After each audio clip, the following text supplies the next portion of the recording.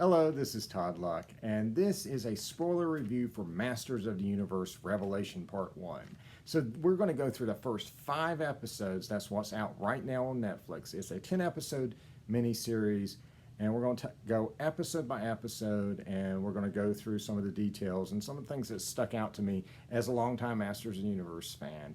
I've already done a non-spoiler review of it, so you can check that out too. It goes over, kind of my general thoughts about the miniseries. To summarize, I like just about everything about this. I like the character design, I like the animation, the music, the acting, the story, the writing. There's a few things I'd haggle over in that last episode, but we'll get to that. And before we get started, I know that, they've sometimes said that this is a continuation of Filmation. They're talking to casual fans when they're saying that. They're talking to fans who have some vague memory of having watched the Filmation cartoon and just saying like, oh, well, if you kind of remember the basics of that, you'll be okay here. This will be, kind of follow up to your memories and stuff. They're not talking to hardcore fans, people who, have watched the Filmation series and own it on DVD and memorized everything. They're not talking to you. This series does not use Filmation design work. Things look very different here, and the story is also different. It doesn't really follow any particular canon here. It's loosely based on the bios, so it combines Filmation with 2000X, with the mini comics and storybooks and comic books and all this stuff to create its own unique version of Masters of the Universe that is really a love letter to all 39 years of this franchise. All right, so let's start with episode 1. The opening is kind of cool. There's paintings there that were used to promote the toys back in the 80s. So that was kind of a cool, kind of tribute because, everyone loves that artwork, So that was kind of cool. When we actually get to the characters, there's a great opening scene. The writing here is so sharp. It's funny. It's very human. It takes that heart and humanity that was in the Filmation and just kind of takes it to the next level, with deeper, more fulfilling relationships between these characters. So let's talk about my first geek out moment during the episode. So back in the Star Comics, back in the 80s, Marvel Star Comics, next to last issue, there was this plot line where Adam has lost a power sword. It went through this time warp into the future, and so he follows it, and because there was no He-Man, Skeletor's taken over in this time. And he finds his parents locked in a dungeon, and he confesses to them that he's been He-Man this entire time. And once he leaves, Marlena indicates that she is known for years, and she says, "A mother knows." And I thought that was such a cool addition to her character, and I would have loved to have seen that in animation. So when I'm watching that episode and Marlena says, "Be careful, Adam," I know exactly what's going on. And I'm just clapping and I'm yelling, "Yeah!" and all this stuff. I was just so happy to finally see that in animation. And credit where credit's due. That was in the bios, and that's probably how that got in there, but it was just so cool to see that moment. And it played so well, Marlena knowing that Adam was He-Man played so well at the end. And so we get Faker in this episode. And I really like this version of Faker. I like the fact that, he actually looks like He-Man, which is kind of what he was like in Filmation, except he had those weird glowing eyes. But I love the look beneath his skin. That was really cool looking. It kind of reminded me of the Faker John Cena figure that I have. But it was really well done, and he was easily defeated by Man-at-Arms, but he's a robot, and that tends to happen to robots on Eternia. We also got our first ever animated Night Stalker, and that was so cool to see Night Stalker finally appearing in the animation. And it was a really well done scene. I mean, he made a perfect fake Strider. I mean, that just was such a great use of the character. I love Man-at-Arms punching Night Stalker in the face. I had to pause it. I just like, oh my God, he punched a horse in the face. And how amazing was that battle at Grayskull between the armies of good and evil? We do get cameos of Fisto and Clampchamp, but only cameos. However, Clampchamp in the Masters of the Universe Classics bios is the man-at-arms who will replace Duncan, at least according to those bios. So I suspect we'll probably see that in part 2, and he'll appear again and hopefully have some, speaking parts and stuff. So the army that Skeletor has, you may not be familiar with the, soldiers, those skeletal guys. Those are called Skelecons, and I believe they're from the Ladybird books, but they made figures of them with classics. They actually included them as drivers for the Rotons when they did the Roton in that line. And we got to see the heart of the castle.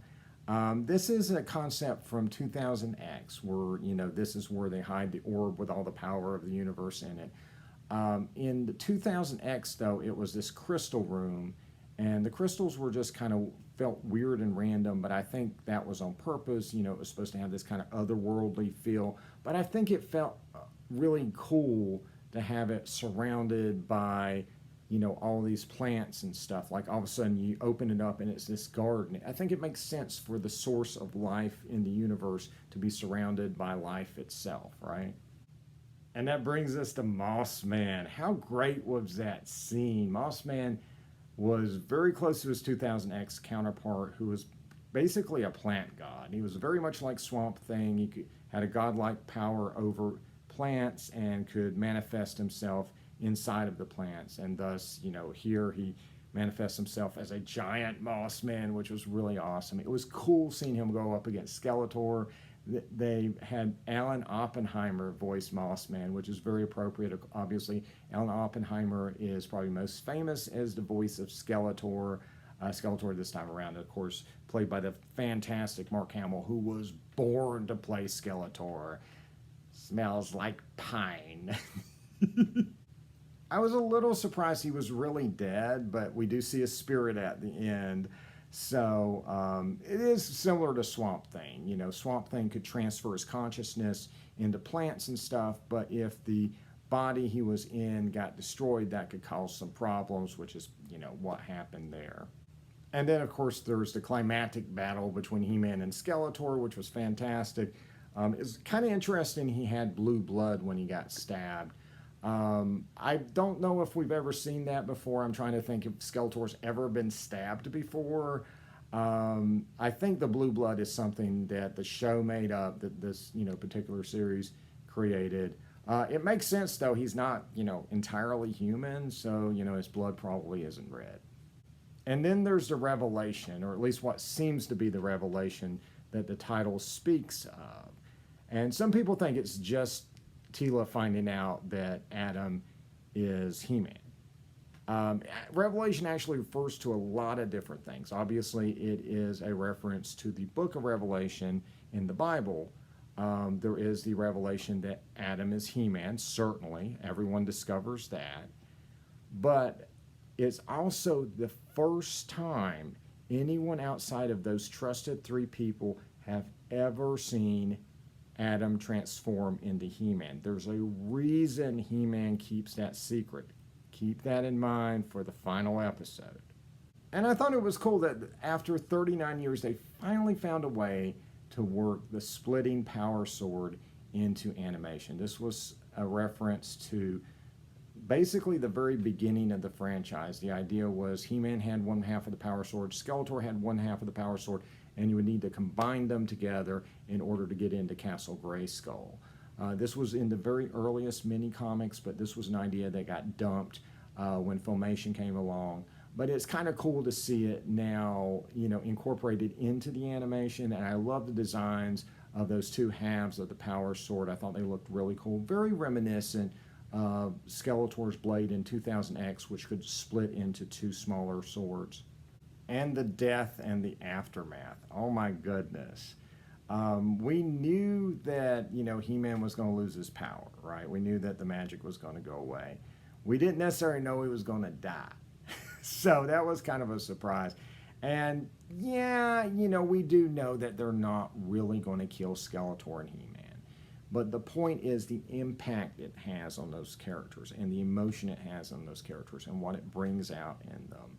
And that was so well done. I teared up at the end, and I've never done that with Masters of the Universe before. And it was just a really amazing scene to just see all that emotion, you know, all that shock and all that grief and all that anger just come out of those characters.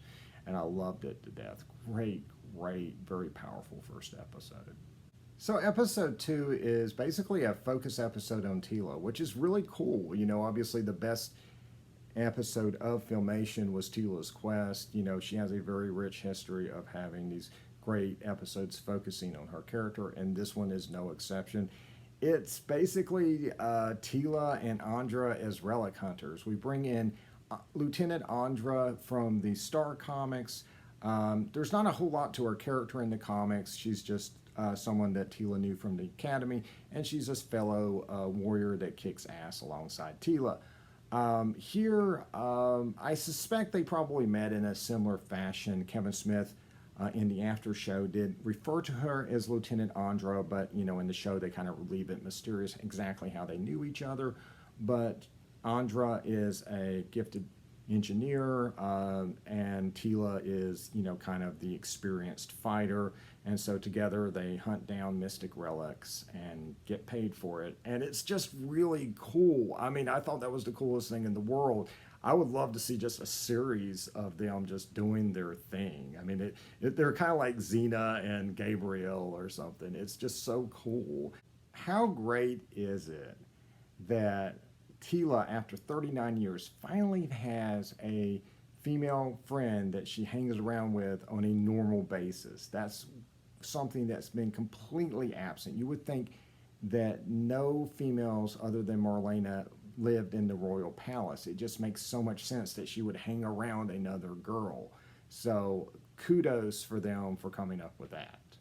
And then we get a stingcore scene, which is fantastic. Stingcore is a character who was not in Filmation, but he was in 2000X. And so when they made his classics figure and did his classics bio, a lot of that 2000X influence was put into the character. So that's where you get the gas tank on his back and the mask he wore over his face. But there's still a bit of the mini comics mixed in there, because in the mini comics he liked being around smelly things and disgusting things, and so that's why he's in the garbage. A little bit different in 2000X. In 2000X he actually couldn't stand his own smell, so that's why he wore the gas mask, so he could breathe. And he's voiced by the great Jason Mewes, who plays Jay of Jay and Silent Bob fame in Kevin Smith's movies, and it was just a really cool cameo for one of Kevin Smith's closest friends. And then we get our big first hint that they're not following the Filmation story when we have an old woman who says her name is Magestra, who approaches them for a job.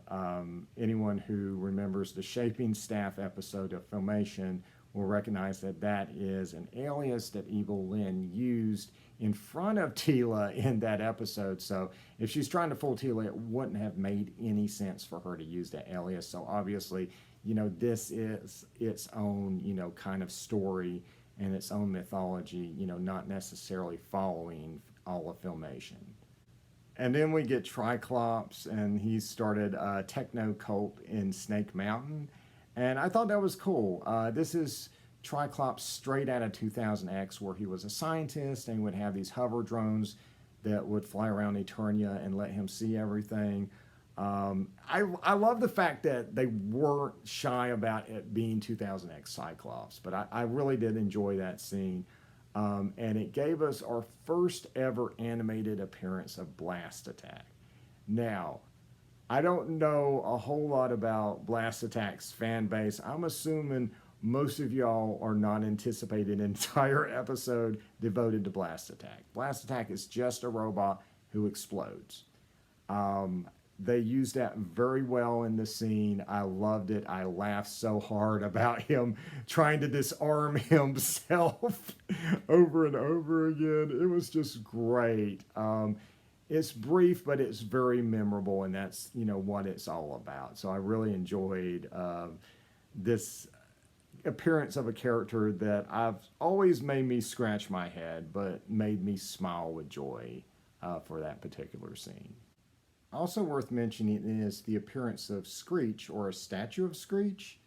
So in the toy line, Screech is the opposite of Zoar. It's a repainted falcon that's painted purple and is supposed to be kind of the evil version of Zoar, who is the heroic attack falcon. Now, in the bios, the classics bios, Zoar is mentioned as this kind of deity that, you know, is represented as a falcon. So Screech here is meant to be the opposite of Zoar, the opposite of this, you know, magical deity. It's a technological deity.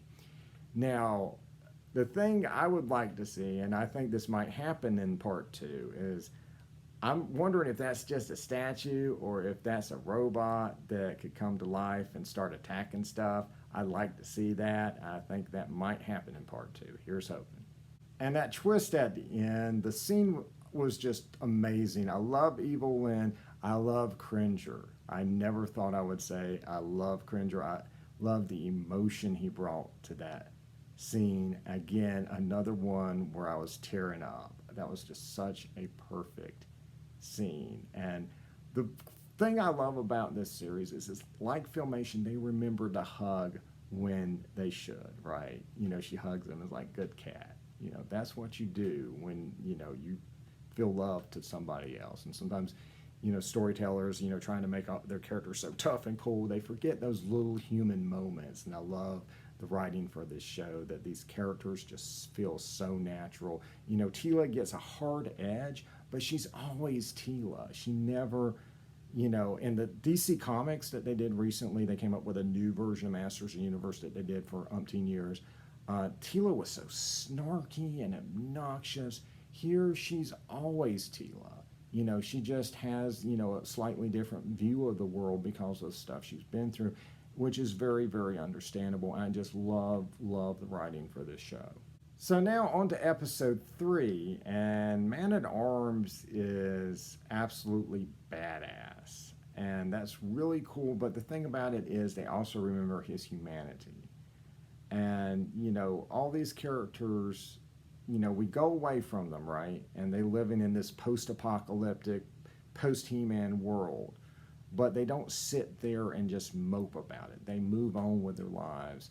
And, you know, what we see Man-at-Arms doing makes so much sense for his character. I love the fact that he is the one taking care of Orko, because, you know, they had such an antagonistic relationship. So to see him, you know, taking care of Orko and his life just evolving around keeping the little guy alive was just awesome. I love the portrayal of Orko. It does, you know, it's another one of those emotional moments, right? Now, it's a little bit different from Filmation, and we'll get around to that next episode. But I will say I really did, you know, feel my heartstrings tugged with Orko. I did love him.